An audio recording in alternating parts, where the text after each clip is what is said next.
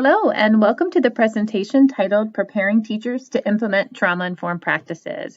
My name is Carrie Egan. I am both the author and today's presenter. I am currently an intervention specialist in the North Canton City School District. I have been working with trauma-informed students for the past 5 years. I started my career in the Trauma-Informed Day School in Child and Adolescent Behavioral Health. I'm very excited to have this opportunity to present on this important topic, and I'm really grateful for all those of you who have dialed in to view this presentation today. So before I get too far into the presentation, I just want to take a moment and look at the why factor.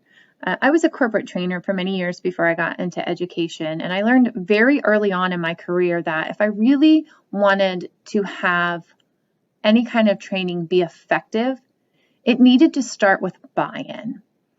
So when we look at preparing teachers to implement trauma-informed practices, I think it's natural for us to step back and say, well, wait a minute, why are we expecting teachers to be able to help students deal with something that traditionally has been considered a mental health issue?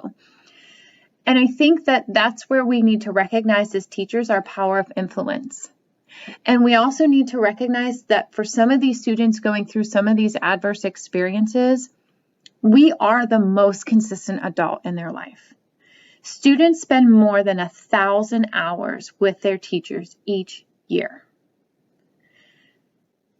That offers us teachers an incredible opportunity to build relationships with students who may not have any other good role model outside of school. The problem is, research is telling us that the relational piece of teaching, when they ask teachers to prioritize what they do and what they feel are parts of their job that will determine what kind of teacher they are, that relational piece is often the most overlooked aspect of what we do. So we know that relationships will impact students' attitudes towards school. And we need to understand students' attitudes towards school to understand their perspectives, because when we can understand their perspective, we can better relate to them. So I wanted to share this statistic. Peter Lutton did a TED Talk in 2017 or 2018 rather, that was titled, "What if Students Own Their Learning?" And he showed the results of this study that looked at students' attitude towards schools. And what they found was that students' attitudes towards schools could be placed in one of three categories. We have a third of students who embrace the experience, okay? These are the students who follow the rules, who seek to achieve, who embrace the school experience socially and academically. Then we have the students who survive the experience. They know that they have to go to school. They know that these are the expectations, and they're going to do it to get through it, to move on to the next thing that they want to accomplish in life. And then we have the students who avoid the experience of being in school. And these are the students who look at school as a point of anxiety or struggle. And when we look at how trauma impacts students' thinking and the learning process, we find that a lot of students who have multiple adverse childhood experiences fall in this category of avoiding the experience. So we have students who embrace the experience, we have students who survive the experience, and then we have the majority of our trauma-impacted students who avoid the experience. And why is it so hard to connect with them? Because as teachers, we usually come from that first third of embracing the experience. So that means for us to be able to understand the perspective of our trauma-impacted students who are trying to avoid the experience of school, we have to be very intentional about looking at their perspective. And the only way we can get really good at that is through direct and explicit training.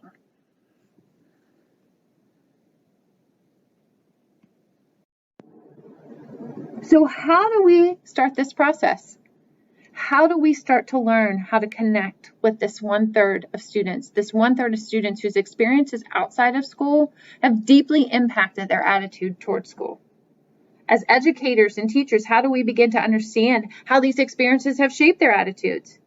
And even more importantly, how do we take full advantage of our part in helping them succeed. That really is the purpose of this presentation. It's just to begin that process. It is my hope that I am able to facilitate an understanding of how trauma-informed practices are not only necessary, but incredibly beneficial in today's classrooms. We'll even look at a study that was done in Stark County that explored teachers' training and their buy-in in utilizing such practices.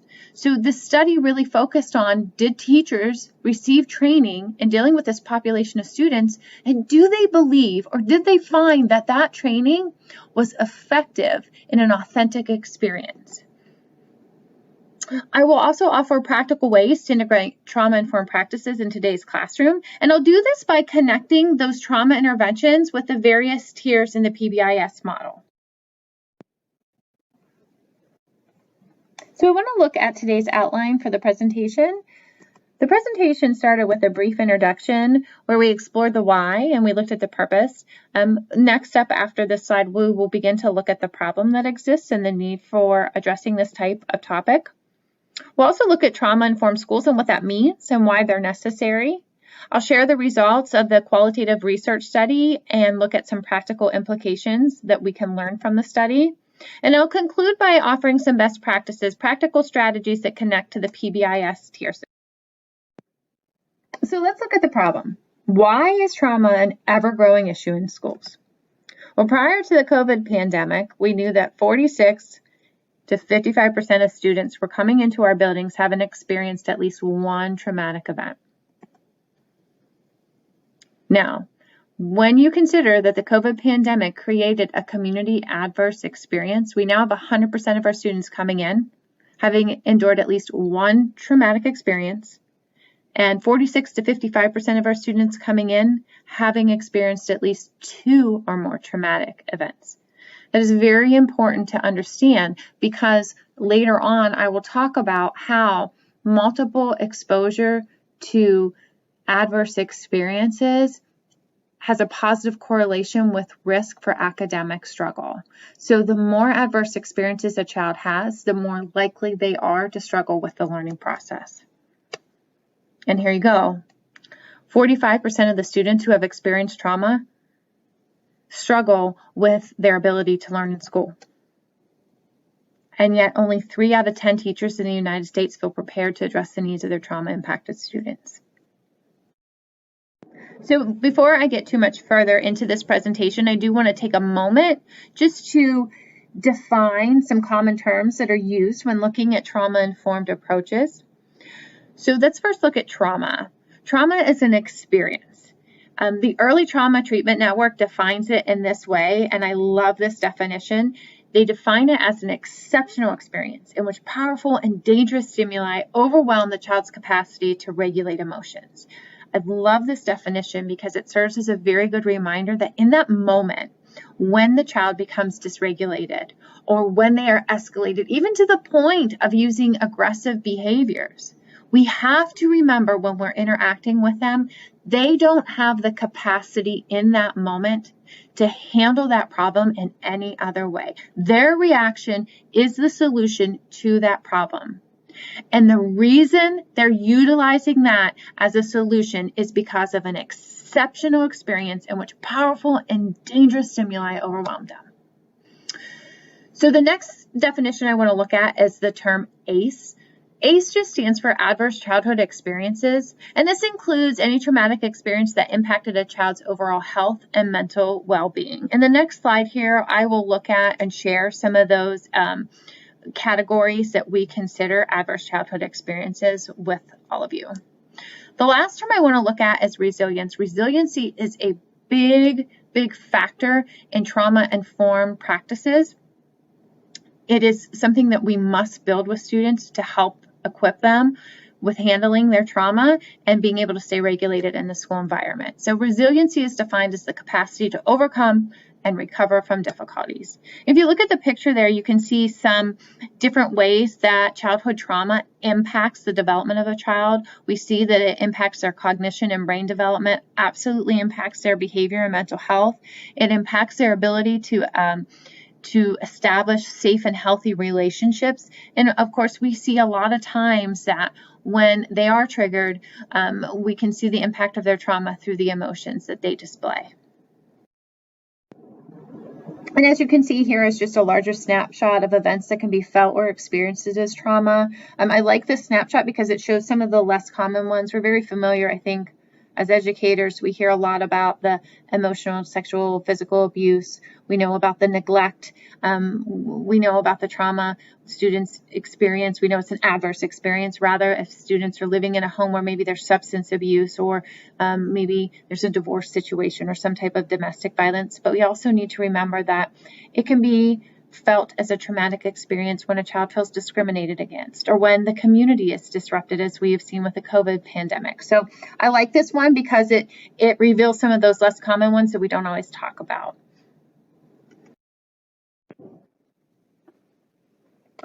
So all these experiences can contribute to trauma, but in different ways. Trauma is really identified as 3 types: acute, chronic, and complex. Acute trauma is a single distressing event which threatens an individual's emotional and or physical safety. And examples of acute trauma would be like a car accident or maybe having experienced some type of natural disaster. Chronic trauma is multiple and long-term exposure to an experience that is distressing. Maybe, over a long period of time, the child is living in a home where there's domestic violence or there's some bullying at school. And then complex trauma is multiple and long-term exposure to varied experiences that are distressing. So a combination of abuse and neglect over a long period of time. So I want to take a minute and just look at how the COVID pandemic has facilitated adverse experiences. One of the biggest ways that we've seen COVID impact us in a negative way is the unpredictability it's created. We've had a very difficult time keeping consistent schedules. If we look over the past school year, the 2021 school year, it has been difficult to maintain something consistent for the entire year. We've had students move in, we've had students move out, we've had students be placed into quarantine. We as educators have been placed into quarantine. And so that makes each day a little unpredictable. When we look at one of the best interventions we use with our students who have been impacted by trauma, it's a consistent schedule. We make their environments incredibly predictable so they can feel as safe as possible. It's been very tough to do that this year. So that is one way in which the COVID pandemic has heightened the other experiences the child might have, if not be an initial one. We also look at isolation. Now, science tells us isolation hinders brain development. And for a while, we were all living in isolation. And then we look at the emotional and physical restraints and how that impacts the way we live. Emotionally, we haven't had access to some of those experiences that are good for us, that bring us joy and those feelings that help build resiliency. And physically being restrained to your home, it's created a lot of stress. We see a lot more domestic violence going on at home. We have 80% of newly reported cases to CPS coming from neglect situations. So COVID in and of itself is a community adverse experience, but it has also intensified the impact of some of the other adverse experiences our students have had. So in this next section, I'm going to start drawing connections between how trauma impacts the brain and how that impact facilitates some of the behaviors we see in the classroom. All right, so if we look at this slide, it shows that when it comes to trauma's impact on the brain, there are 3 main players. Now, of course, our brain is a very complicated, important part of our body, and it's not easily just broken down into 3 main players. But I think that as educators, one of the things that we can do as part of our trauma-informed practices is help students understand what's actually going on in their mind as well. Now, I'm going to reference the curriculum that I use with my students. I teach kindergarten through 2nd. It's the Mind Up curriculum, because I have found that this is the easiest, most simple way to help a child understand what actually is happening in their mind.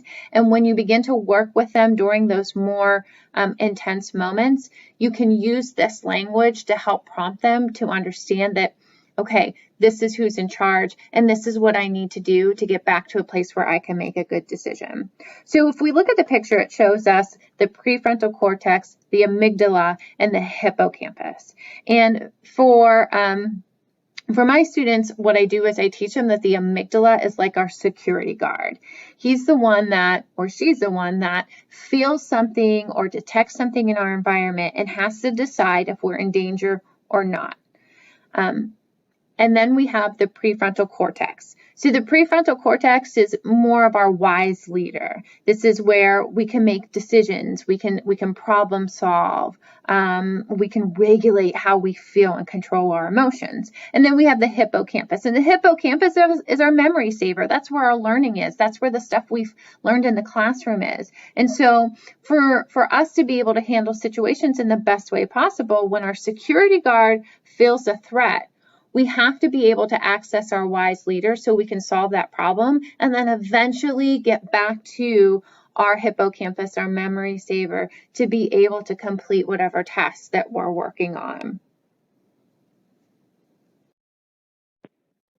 So the problem is that sometimes that security guard will send us a false alarm. He'll make us believe that there's danger or that a situation is dangerous when it really isn't. And when that happens, we lose access to that higher cortex where our problem-solving skills are and our emotional regulation abilities are.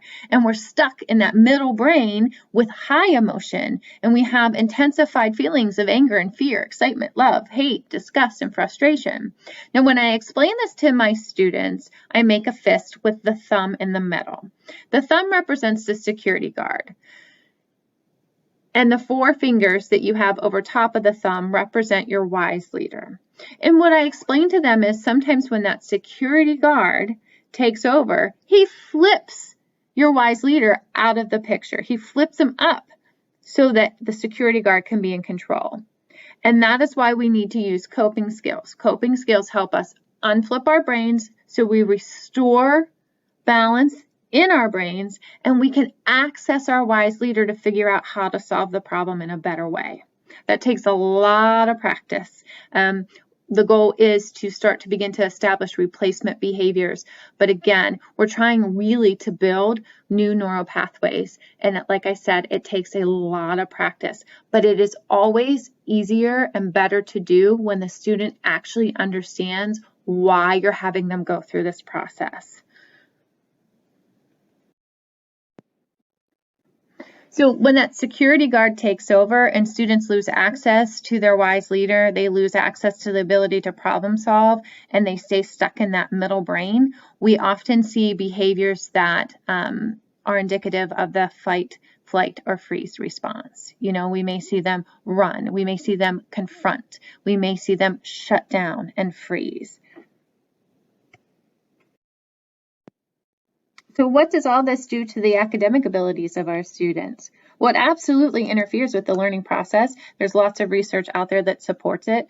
The first piece of information here on this slide is something that I shared earlier in the presentation. There's a positive correlation between students' academic struggles and their number of adverse experiences. The more adverse experiences they have, the more academic struggles they have.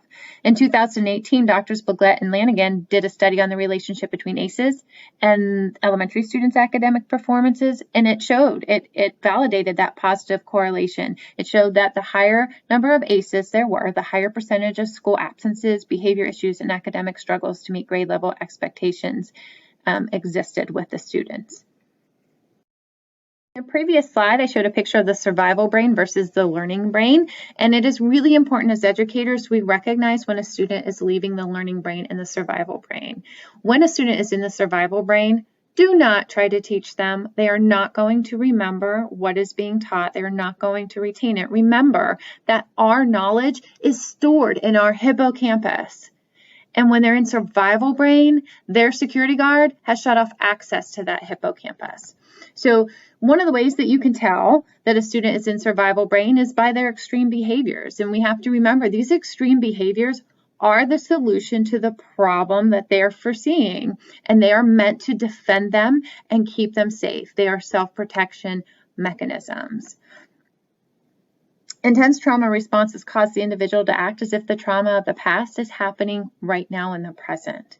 So this is why we see these huge reactions to small problems. I'll go into a classroom and sometimes the teacher will say, I literally just put down a math sheet and he threw his desk. And so we would approach that from from more of a curiosity level with the student, but we also have to be sensitive as educators that he may have perceived that as a threat to his acceptance, and that triggered a trauma response. It is their best attempt. The behavior they're using is their best attempt to handle surviving what they perceive as an extremely difficult circumstance. They don't always have the skills to handle things they perceive as challenging or threatening. I always hear this. Is it a skill or is it a will? Well, science tells us that like 98% of our students willfully want to do what they need to do to please us, especially in the younger grades. A lot of times, because of their experiences, they just don't have the skill. And it goes back to that definition of trauma. It limits their capacity to regulate their emotions. So we have to remember when we see a student in survival brain that they are truly doing the best they can. So when you are dealing with a student who is exhibiting extreme behaviors because most likely they're in survival mode and they have been triggered and they're experiencing their trauma in the here and now, we have to remember that trying to force compliance through controlling mechanisms and using punitive measures will not work. They do not teach the kids or equip the kids to utilize replacement behaviors. We know that has to happen through a process. That's not to say that there shouldn't be restorative justice. There's not to say that there's not some great restorative practices out there. I get that we want to make sure, we're sensitive to how others are impacted by their behaviors. But in that moment, if you're going to try to control the child or force compliance through controlling mechanisms, it's not healthy. It's not healthy for you because it's going to be incredibly frustrating, and it's not healthy for the child because it doesn't equip them with that resiliency that they need. I like this saying. It says, if negative consequences could change these children, it would have happened already. So how can we recapture attention and re-engage the learning brain? Well, here's some ways that we can build new neural pathways. First, we need to be curious, not judgmental. We don't want to make assumptions, but we want to be curious about the behavior. I always ask when a student is brought to me who may have struggled, or I'm called into a situation where a student struggled, what happened before you saw this behavior? And when I work with the students, I always try to focus on the feeling. The feeling is more universal. They will encounter 1,000 different experiences that could possibly trigger them, but usually they link back to a couple common feelings. And so if we can teach them how to handle the feeling, they can use it on a more universal platform. So what behavior did the child use to solve that feeling? What are they doing when they feel angry? And is the behavior the problem or the solution? It goes back to what I had said. I had a very good clinician remind me of this very early on when I began teaching children impacted by trauma. He said, remember, we look at that behavior as the problem, but the child has learned to use that behavior to solve the problem. And so what we need to do is teach them how to replace that behavior with something else. We always want to take that behavior away and say, no, don't act that way, don't use that. But we're taking away their solution. And so the only way to really do that effectively is by giving them and equipping them with another solution. Okay, so what would be a more appropriate way to express the feeling? What is the better solution? And let's practice that. We also need to make sure that we are establishing a safe and accepting classroom. And our instruction needs to be relative, it needs to be repeated, and it needs to be reinforced. A lot of times too, when students are living in what we would call chronic or complex trauma, they will make progress academically, and then something happens and then they regress. So it is okay as educators to recognize that as a legitimate struggle and repeat and reinforce strategies we thought they might have mastered already. So I wanted to share this slide with you because it gives you some of the best practices that are being used to create trauma-informed classrooms and to help develop some of those resiliency skills that we need our students to have. So I talked earlier about making sure our classroom is safe. And when I talk about safety, sometimes what we fail to recognize, we look at safety as physical safety, but we have to remember emotional safety as well. I understand you might have a hard time with this worksheet, but I am going to help you through it. I understand you made a mistake, but you know what? I make mistakes too. It's okay. We also need to teach social and emotional skills. Social and emotional learning is a part of our core standards, and so it's important that we're addressing those needs. We use a strengths-based approach.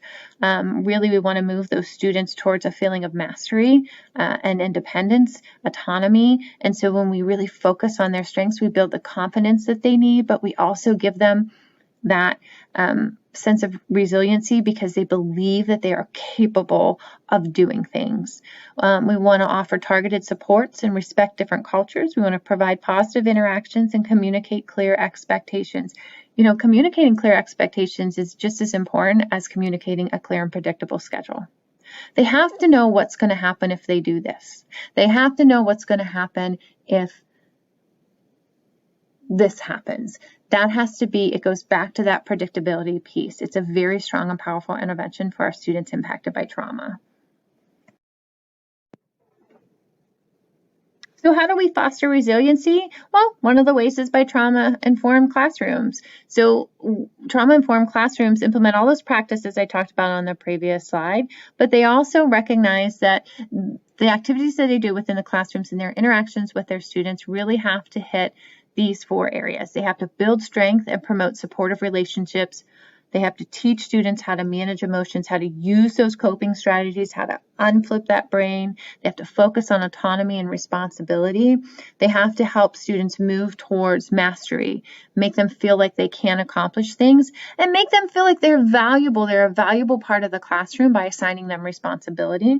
And you also have to create opportunities for personal challenges, and that's where our growth mindset statements really come into play. If you have a really good relationship with your student and you give them a challenge with a growth mindset statement, their response is going to be more positive than if you give them a challenge, a growth mindset statement, but they're not really invested in what you say to them because that relationship piece is missing. So it's really important that in addition to doing those trauma-informed practices we saw on the previous slide, that we build resiliency through hitting these 4 categories as well. So what are some of the benefits of implementing trauma-informed practices and focusing on building resiliency? Well, we see improved academic achievement and test scores in our students. We see more positive school climates. We have higher teacher retention rates. We're not getting burned out quite so frequently. We have reduced student absences, reduced detentions, and lower incidences of behavioral outbursts.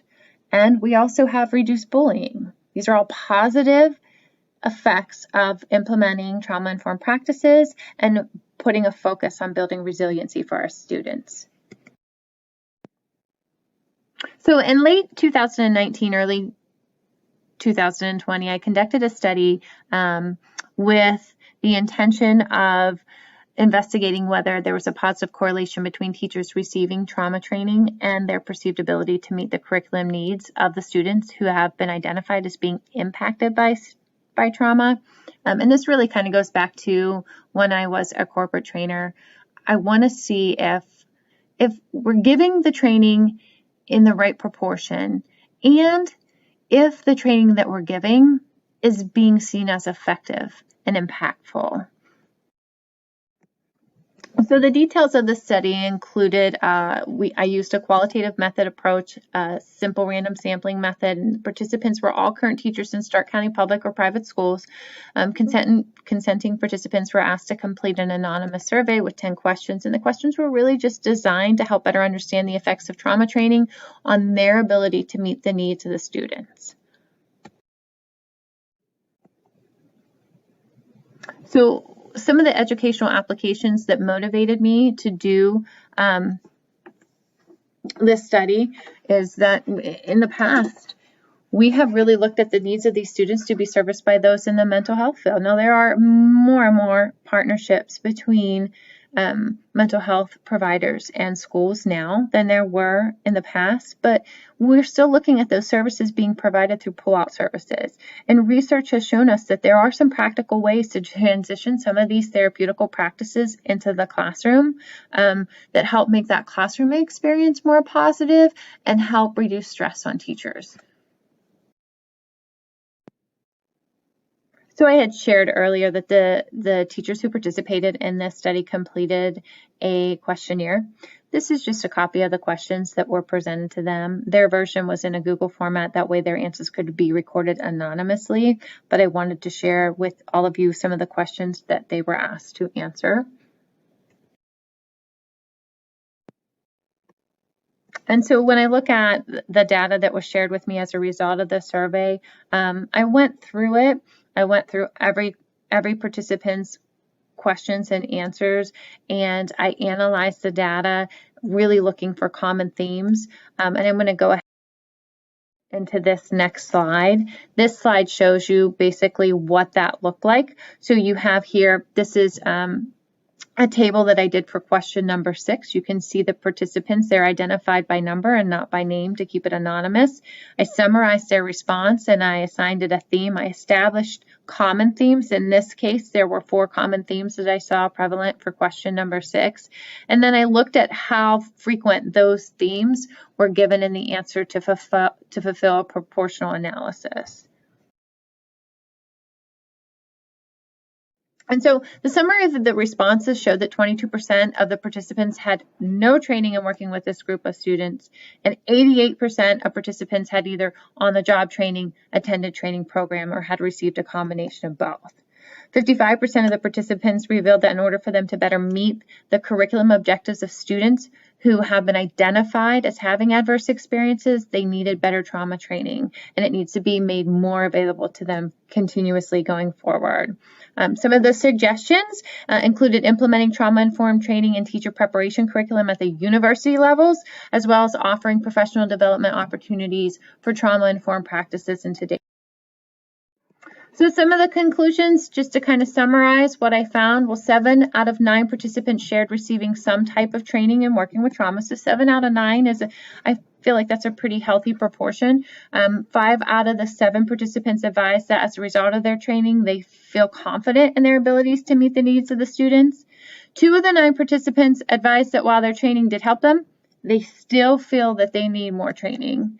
And then 2 of the 9 teachers had received no training in working with this population of students and therefore did not feel capable of serving their academic needs. And so in conclusion, this would all suggest there is definitely a positive correlation between teachers receiving training in trauma-informed practices and increasing their perceived abilities to help impacted students achieve curriculum standards. So this is a good investment for us to make. Some other implications and limitations to this research, what was a little bit limited in that the study didn't explore the types of training programs the teachers that participated had received. It also didn't look at the span of authentic experiences referenced to by the participants in the study. And that information could be very useful in the design of effective training programs. This study was more geared to look at are teachers receiving training and are they finding that training to be impactful? But the next step would be, okay, what parts of the training are they finding impactful? Where are they getting that from? And how can we start to build a training program based off of that feedback? In all of my research, I found that the most effective plans out there take what's called a hybrid approach, in which they look at more academic learning combined with in-class experiences. And definitely more research will need to be done to see if this hybrid approach has a positive correlation to the academic outcomes. So if we partner maybe professional development opportunities or classes at the university level along with authentic in-class experiences for upcoming teachers and current teachers, does that produce a better outcome? So the next thing I want to do is look at how we can connect trauma-informed practices into the PBIS model. The last thing that I want to do, or the last thing that I believe will work, is going to teachers and saying, oh, here's one more thing you have to do. You have to do PBIS. And then you have to do trauma-informed practices. It's really healthy for us to find a way to merge those two as much as we can, because it creates consistency. It also creates a higher chance that the practices will be utilized by more people, because it's not so cumbersome to now implement these two different kind of behavior strategies. We're merging them together and simplifying them. And in doing that, we're offering an environment to students who are impacted by trauma that is consistent and predictable. So because I haven't really talked a whole lot about PBIS or defined it, I just want to take a moment to review what it is. So PBIS simply stands for Positive Behavioral Interventions and Supports, and it's just a proactive and consistent approach that is meant to be implemented school-wide to create those school-wide expectations. So PBIS schools are successful when they're consistent in maintaining and supporting behavior expectations for students throughout all school environments. But in order to do this, there has to be a collaboration in adult behaviors and values as well.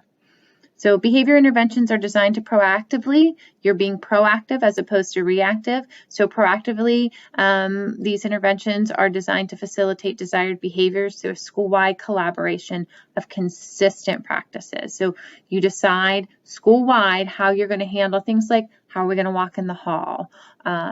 What is dismissal going to look like? What are the expectations when you go into the bathroom?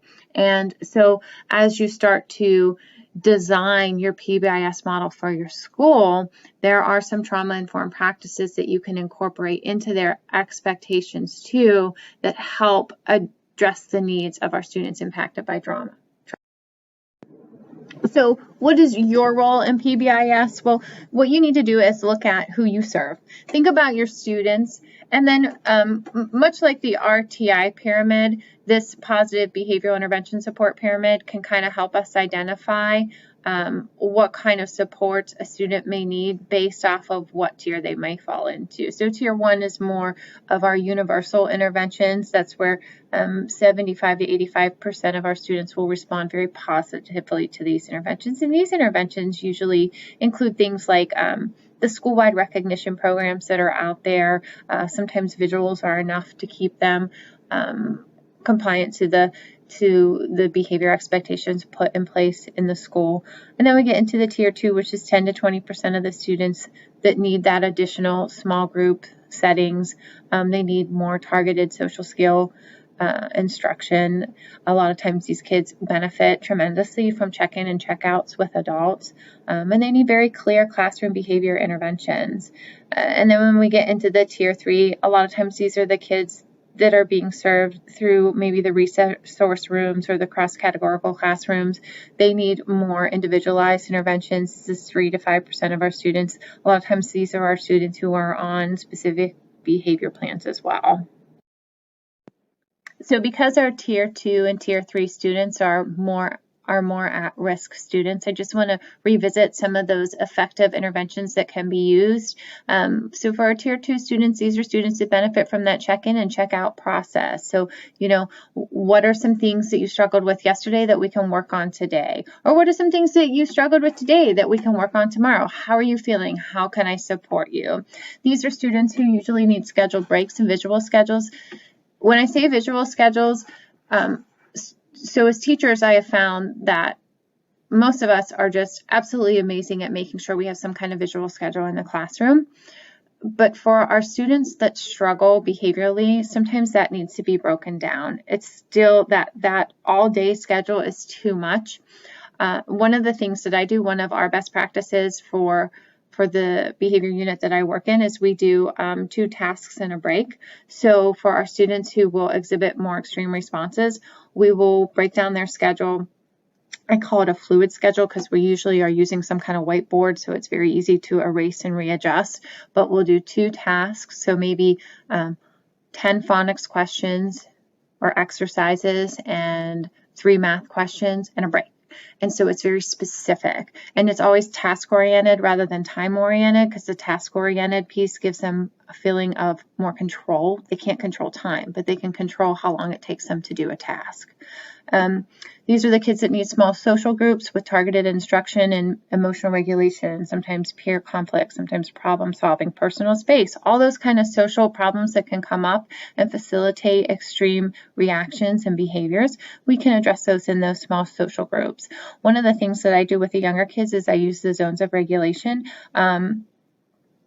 And what this does is it sets up very easy prompting. So for our students who are a little bit younger and have a very hard time at identifying emotions, we use those color zones to help them communicate to us how they're feeling without making that another piece of or another activity that creates anxiety for them. And then we have those positive reinforcement plans as well. The positive reinforcement plans that we use are based off of a student being able to earn things as opposed to taking away things. So basically what you get is what you've earned, but we don't take away from what you've earned.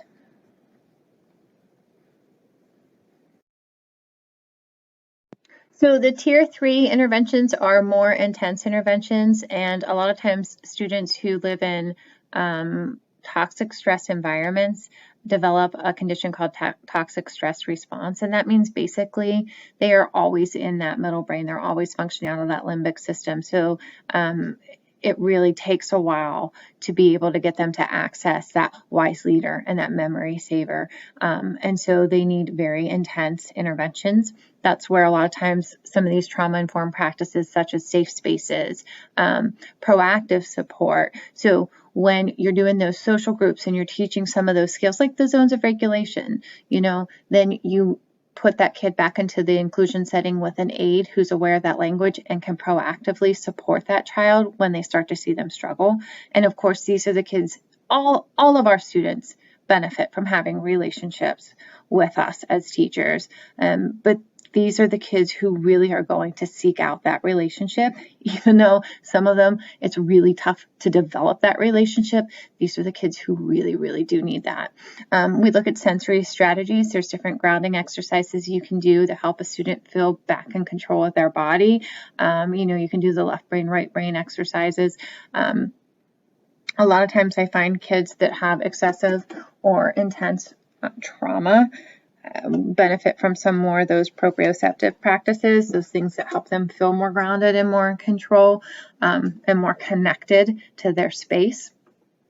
And so that's where we get into those weighted blankets or those weighted vests or the small little, we do the body socks or, the little pea pods that they can crawl into that just help them feel a little bit more together. We also look at scheduled and proactive breaks. Again, that goes back to that predictability. It also goes back to data. So if you're looking at a child and you're really curious about their behaviors, and through that curiosity, you discover there's a certain time every day where they just start to really struggle, there's nothing wrong with scheduling a proactive break to try to help get them back into that learning brain and avoid them going too deep into that survival brain to where their whole day derails.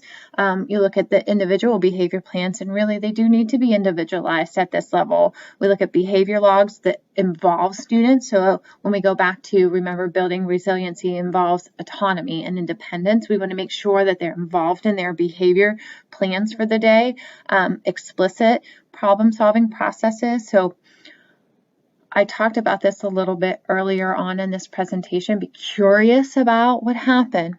What feeling did that produce? And how can we unflip our brains when we have that feeling?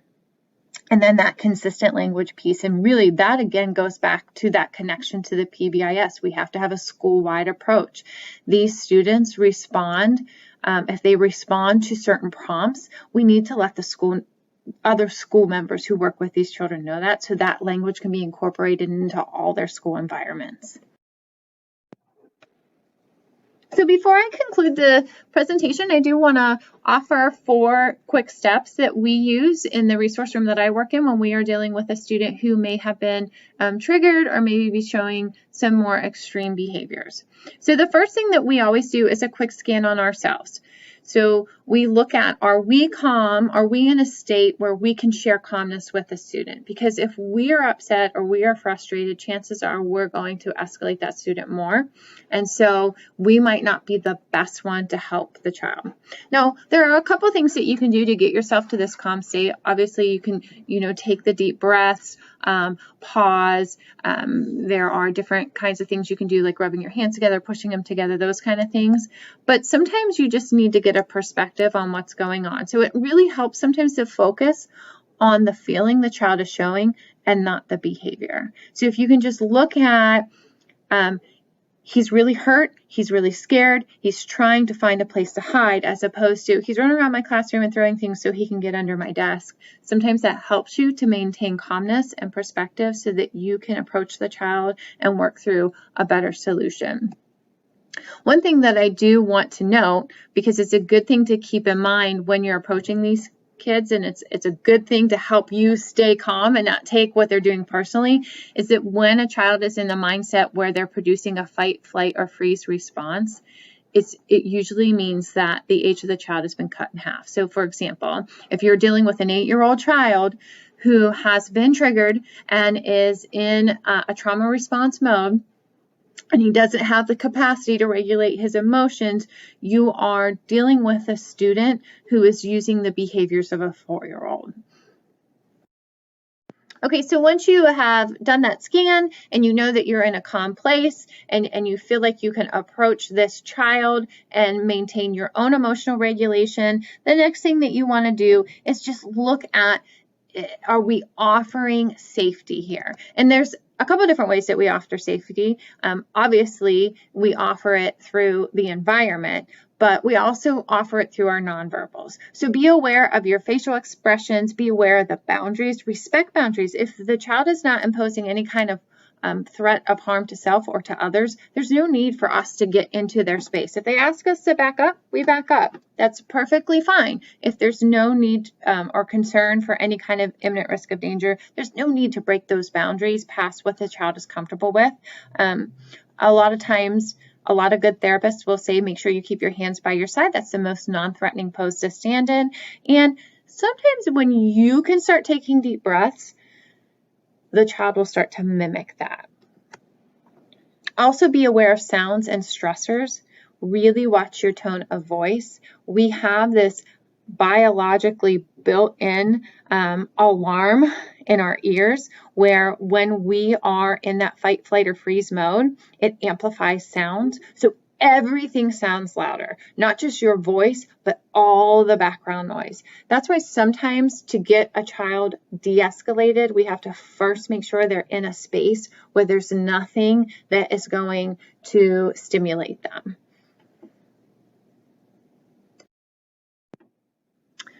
So now we've established that we're calm and we've made sure that the environment is safe.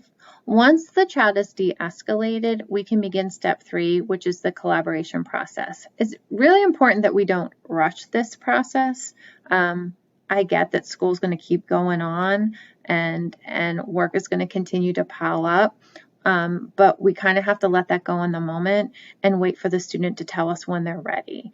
Now, collaborating means, really looking at what happened and how can I help you if this would happen again? What can we do to make this better next time? If the child is kind of struggling to really articulate what happened, you might have to repaint the picture. So an example would be, okay, you were sitting at your desk and Susan was sitting beside you and she dropped her pencil and you bent down to get it and then let them finish the story. So filling in the blanks is a great way to kind of repaint what happened. And it helps the child self-discover, oh, that's really what I didn't like. And so when they can self-discover that, they retain it a little bit better. If they're having a hard time figuring out exactly what it was that kind of triggered that emotion, I have always talked to my aides about looking at what we call HALT, which stands for hungry, angry, lonely, or tired. Usually we find that one of those will also trigger a student into a dysregulated state. There's a great book out there called The Explosive Child. It talks a lot about collaborative problem solving that works really well with some of our older students. So in addition to that self-discovery of what upset them, it also helps them have a say in how they're going to handle it next time. We have to make sure that we validate, and this is a safe zone. Remember, we've got to create a safe zone. And so for students to feel safe, they have to feel like they're not being judged. So we want to validate what they share. If they're willing to share it with us, hey, that must have been really hard. I understand that that made you feel upset. And then reassure. So even in situations where students disconnect, you can reassure them by saying things like, I'm staying here with you. I care about you and I want to help. So when you're ready, we can talk. And maybe you just sit off at a distance and just wait. A lot of times, if a student is kind of in that mode where they're frozen, sometimes they don't always have access to the language. And so they're not ready to talk, but they're also not capable of talking in that moment. And so we'll kind of set a timer and check in with them every so many minutes so they don't feel like we're constantly talking to them while they're trying to settle themselves down. And so the fourth and final step is what we call empowerment, and this is where we help them to make better choices next time. Remember, we're moving towards resiliency, and so resiliency is the ability to overcome. Students have to believe they are capable of overcoming whatever challenges they're facing, and we need to equip them with the skill set to overcome whatever challenges they're facing. So we want to collaborate with the students to come up with a better solution when they experience that feeling again. So let's talk about how we can solve this problem next time. And we want to make sure it's realistic. The goal is to help the student deal with an overpowering emotion, not a behavior. So if the situation was he was given a math worksheet and he didn't know how to do it, and so that triggered that fear that he would be rejected because he's not capable of doing the math work, and so that feeling of being afraid caused him to flip his desk. If you're working through collaborative problem solving and he says, well, next time I just won't flip my desk, well, that's not really a realistic way to handle that emotion, because if he could control not flipping his desk when he's angry, he wouldn't have flipped it in the first place. So you really need to look at what kind of coping skill we can use in that moment to help them stay regulated and work through that feeling of being afraid of not being accepted in a better way.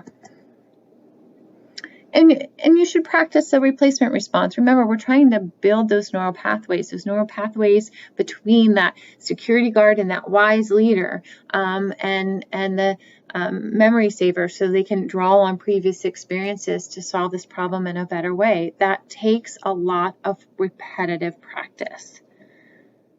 And the other piece that we go back to is the restorative practices when appropriate. So there's a lot of talk about consequences, and consequences can be impactful and they can be effective, but they need to be relative to what happened. So if there was a verbal aggression, then an appropriate restorative practice would be to say something nice about somebody. And I really attribute acquiring that skill from my training in the trauma-informed school I worked in, when I was able to carry that practice back into the public school setting that I work in now.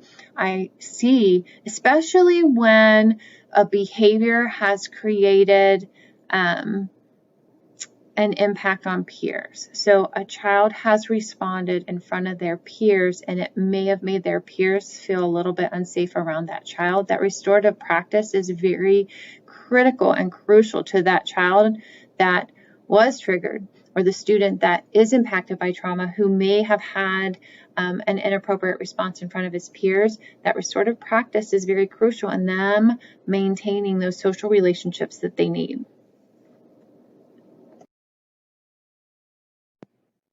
So that concludes the presentation. I just want to take a moment to review all the things that we covered during this presentation today because it was quite extensive. So the first thing that we did look at was the trauma-informed schools and what it meant and why it's necessary. We reviewed the qualitative research study done in Stark County, and then we did go over some of the best practices and practical strategies you can use and how you connect them to PBIS.